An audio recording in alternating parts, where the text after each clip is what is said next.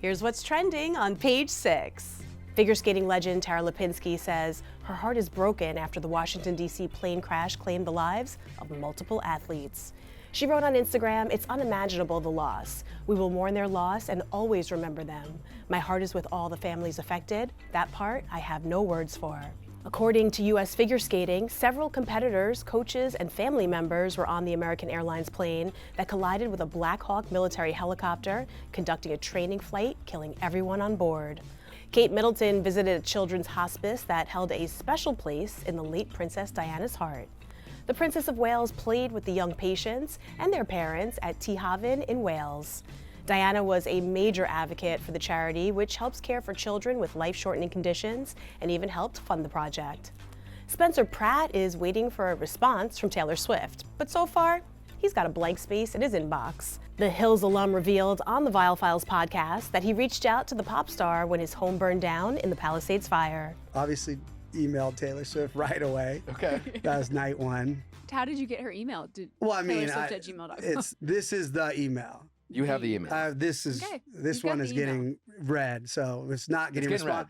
It's getting read. If you don't get a response, that's also a response. So. Quentin Tarantino and Bill Murray seem to have buried the hatchet while at this year's Sundance Film Festival. Finally. And our editor Ian Moore and senior reporter Maura Siegler have exclusive details about the pair squashing their beef. Who even knew that Bill Murray and Quentin Tarantino have an epic feud, but they buried the hatchet at Sundance? Yeah, Ian, the Sundance Film Festival is going on now in Park City, Utah. Yeah, I'm surprised you're not there. You're usually on the side of the mountain right now. Exactly. But you were the one who got the big scoop on this. So tell me, why were Quentin Tarantino and Bill Murray in a feud? Well, I have to admit, even as a cinephile myself, Maura, as you know, I had kind of missed this. So back in 2022, Quentin Tarantino wrote a book, and in it he sort of exhaustively dissed Bill Murray and all his 80s movies that you love so much, like Groundhog Day and Scrooged. Basically, the Bill Murray movies suck. So in any event, Tarantino was at Sundance. He doesn't have a movie there, but he was at Sundance. Bill Murray doesn't have a movie there, and he was at Sundance. They both went into town to talk to Elvis Mitchell, who's the former New York Times film critic, who has like a pop-up there called the Elvis Suite.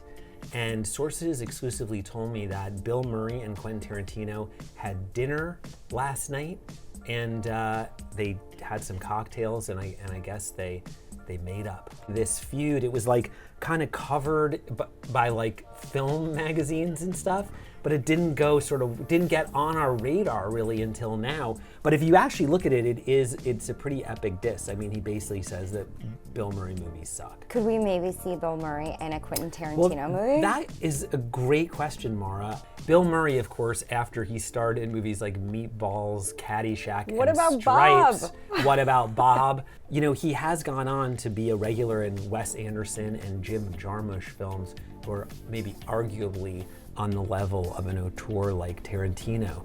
And Tarantino, of course, is famous for sort of his left field, casting. So we can only hope that he puts Bill Murray in a movie. That would be the perfect cherry on top to this Sundance gossip item. Taylor Swift sure doesn't shy away from any type of Easter eggs. And Page 6 style and shopping director Alana Fishman is diving into why the pop star's favorite new jewelry trend is steeped in symbolism.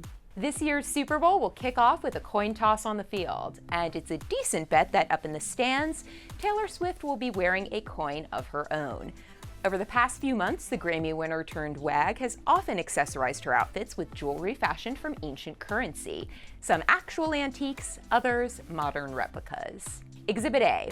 The 1970s era For Future reference necklace Swift wore at the Kansas City Chiefs' first game of the season on September 5th, priced at a cool $12,750. For Future reference founder Randy Milofsky told me that the bronze coin features Philip I, Emperor of the Roman Empire from 224 to 249 AD. Given that September 5th also marked the kickoff of Pepsi's Gladiator-themed campaign, starring none other than Swift's boyfriend Travis Kelce, the heirloom may well have been one of the singer's signature Easter eggs. And Swift since added several other coin-centric styles to her jewelry box, including a necklace and bracelet from Ben Amun. The necklace, as ancient coin collector turned dealer Spencer Miller of Miller Ancients told me, depicts the Roman Emperor Hadrian, a noted admirer of philosophy who reigned from 117 to 138 AD. While the bracelet shows the helmeted head of Athena, the goddess of wisdom, war, and handicraft. Most recently, the Fortnite singer selected a silver pendant from Stephen Battelle for Sunday night's AFC Championship game. Per Battelle, it features the goddess Roma, who was, quote, believed to watch over the city's citizens and protect them from harm, as well as being a fierce defender of Rome in war. And while many of Swift's museum-worthy accessories will cost you a pretty penny, she's also been spotted in awe-inspired's more affordable Rhiannon necklace, featuring the Welsh goddess of rebirth, creation, and femininity. Awe-inspired CEO and co-founder Max Johnson told me the necklace was inspired by the Fleetwood Mac song of the same name, which Swift happened to perform with Stevie Nicks at the 2010 Grammys. Quote, Taylor is a master of symbolism, and her ability to weave Easter eggs for her fans into everything she does, whether through lyrics, visuals, or even her wardrobe, is a testament to her deep connection with her fans. If those coins could talk. We'll be right back with more exclusive stories from Page 6. Teresa Giudice only raises divas, and that proved to be true when her daughter Melania called her out online for dissolving her lip filler. The Real Housewives of New Jersey alum stopped by the Page 6 studio and revealed why she did it with our virtual reality hosts Danny Murphy and Evan Real. Melania was talking about how you had deflated your lips, which you opened up about. I mean, the lips aren't popping. Tell us about your decision to dissolve your filler and why you wanted to do that, and how do you feel now? Yeah, the reason why, I know everybody was writing about my lips, and meanwhile, I liked my lips. Yeah. I did, I really liked my lips. The only reason why I deflated them is that the proper word? Deflated. Dissolved, deflated. Dissolved, that's the proper word. The only reason why I dissolved them is because they were migrating, on the top. So it was it was coming out a little bit, on the top. So now I dissolved everything. Wow. Yeah, so now, so now everyone's liking the way they look. They look really good, and I feel like the trend for a lot of people has been dissolving but I think I want them a little bit more plumpier. Well, now that you have new lipstick to put on them, you're like, I want more space for the lipstick. Exactly, yes.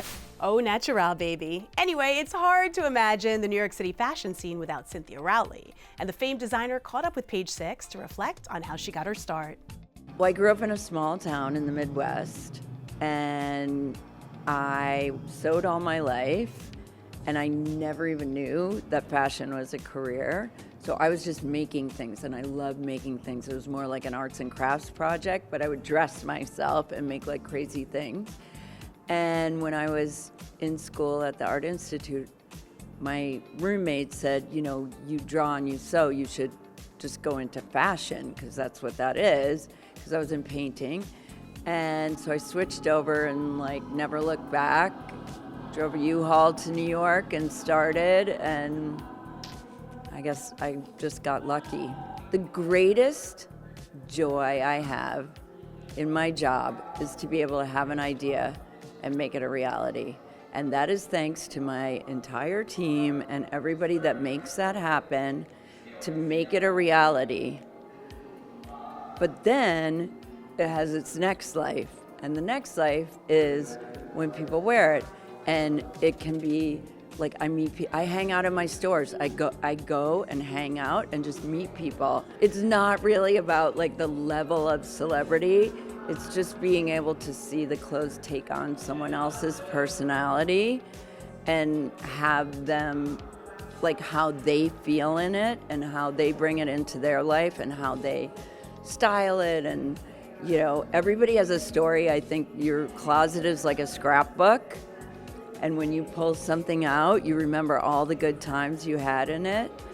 And so to think that there's so many people out there in the world, I'm almost getting a little choked up right now, really, that have memories of wearing the clothes and all the good times they had in it. I mean, that's the best there is. Back in the 2000s, it was a big deal when someone changed their Facebook relationship status. Remember, it's complicated? Yeah, I'm guilty of using that one a few times. Well, for a few celebs this week, it certainly is. Writer and comedian Brian Foss is explaining why. In the wise words of R&B singer Blue Cantrell, all we do is make up and break up. And in Hollywood, that's just a Tuesday. First up, it's on-again, off-again couple Megan Fox and Machine Gun Kelly. Despite expecting a baby together, TMZ now reports that they're not on speaking terms and that their relationship has turned icy.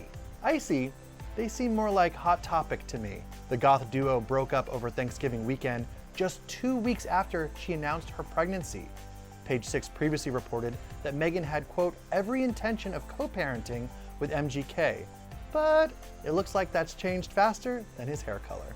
Next up, it's actor-director Olivia Wilde. Last week, she was spotted at a Lakers game cozying up to a new mystery man.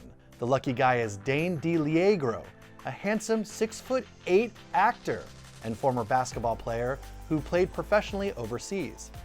Fun fact, he also plays the Predator in Hulu's hit action movie, Prey. But in this case, she might be the one on the hunt. Sources told the Daily Mail that she finds him incredibly attractive, duh, and that he's passionate and knows how to treat a woman. Sounds like a dig at her exes, And we leave you now on a happy note.